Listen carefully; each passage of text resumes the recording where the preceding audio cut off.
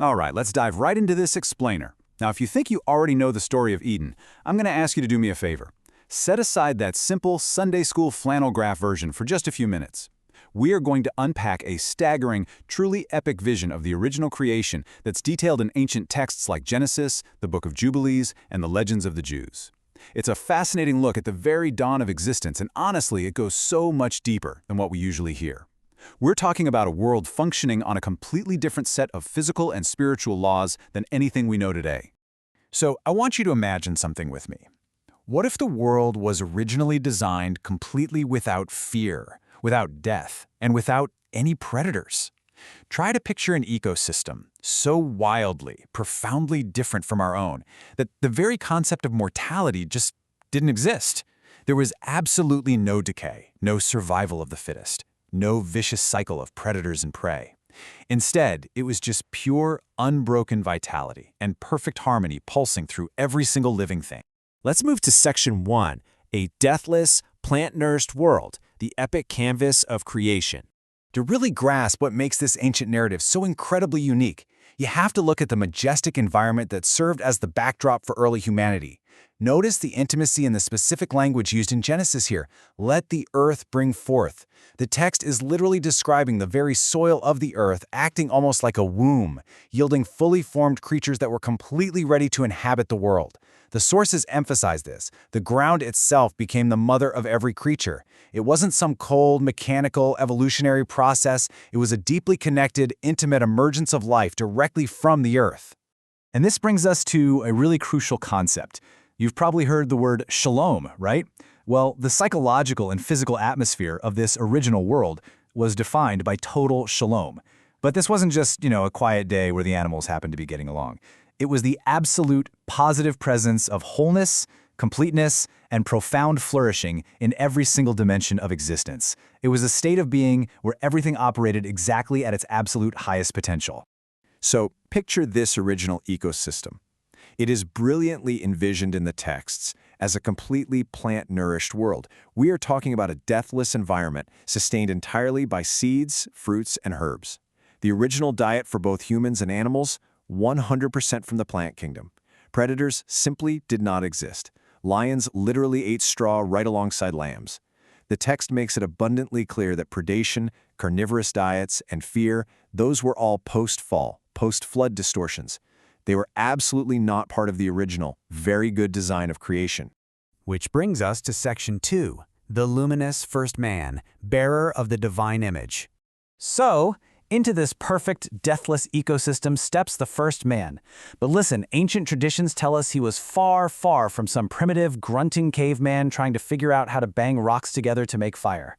Adam was formed bearing the divine image, defined by the ancient Hebrew words tselem and dimuf. This meant he possessed a flawless cognitive and spiritual capacity from his very first breath. He didn't have to slowly evolve into self-awareness. He was a true representation of the Creator, carrying a functional resemblance in his royal authority over the earth from literally day one. And theologians across the ages note a really deep mystery here. Adam was actually patterned directly after the eternal Word, the one referred to in theological texts as the last Adam. He was meant to be a visible, living representation of the invisible God right from the jump. This wasn't just a biological experiment. It was a profound spiritual statement. In fact, ancient texts like the Book of Enoch and the Legends of the Jews go even further. They describe Adam as luminous and of magnificent stature. He's depicted as this radiant giant, literally reflecting divine glory in a magnificent physical form that would frankly make modern humans look completely diminished in comparison. The traditions suggest he actually glowed with a garment of light, perfectly matching the purity of the environment around him. And his intellect perfectly matched that magnificent form. As I said earlier, he didn't just point and grunt at things. The sources explain that he instantly spoke a sacred tongue, naming creatures by perfectly perceiving their deepest essential nature. Think about that. He could look at an animal, instantly understand its core identity, its biological makeup, its purpose, and then speak its true resonant name into existence. But all this raises a super fascinating philosophical question. If there was absolutely no mortality in this original design, meaning nobody is dying, so there's no pressing biological need to reproduce just to ensure the survival of the species, then why male and female? Why did Adam even need Eve if death wasn't a threat? Well, let's explore that in Section 3, Total Soul Transparency, the mystery of at last. You see, the text suggests Eve's creation wasn't some biological emergency backup plan to stave off extinction. It was an ontological necessity.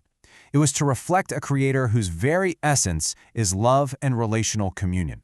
It served as a living picture of eternal divine mysteries, meant to joyfully expand this incredible community of image bearers across the unfolding earth.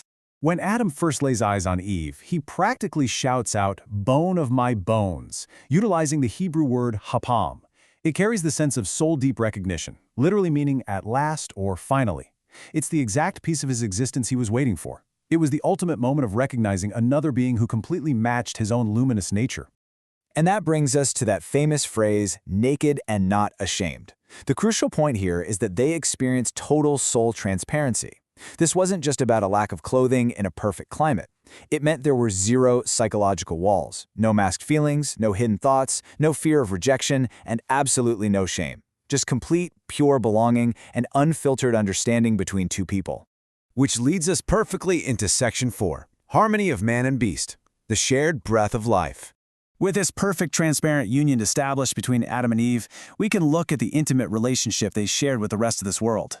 The sources reveal a profound metaphysical connection between humans and animals. Look at this. Both were formed from the dust of the ground. Both were given the nephesh, which is the living soul and breath of life, and both were sustained by the exact same plant-nourished diet. There was a deep, undeniable kinship built into the very fabric of their existence.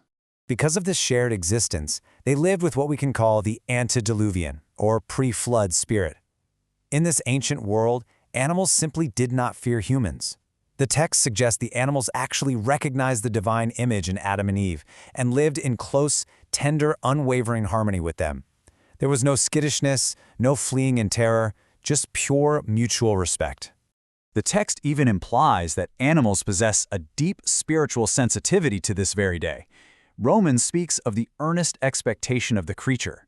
The ancient sources interpret this as an active foreknowing, a spiritual anticipation within the animal kingdom that is literally waiting for humanity's ultimate restoration. They can feel the current brokenness of the world, and they wait right alongside us for the return to that original design. So their daily life in the garden must have been incredibly rich. They were royal stewards, engaged in joyful, active management of the ecosystem. They tended to the animals without an ounce of fear, continuously learned about the mathematics and biology of creation, and enjoyed evening walks in direct, intimate communion with the Creator. All of that was followed by deep, restorative Sabbath rest. Every unforced act of their day was natural worship. Which really makes you wonder, doesn't it? Why does the bond between humans and animals still feel so deeply rooted in our nature today? You know that feeling when a dog looks at you with just complete, unconditional trust. Is that a faint echo of this original paradise? A tiny remnant of that antediluvian spirit that somehow survived the flood and still lives within us? According to these ancient texts, our deep, aching longing for peace, for true companionship, and for a deathless world, it isn't an accident. It's a memory of what was. And, as Revelation points out, it's a promise of what is to come. So it leaves us with a powerful, lingering question. How much of that original perfect design is still echoing inside of your own soul right now, just waiting to be made new?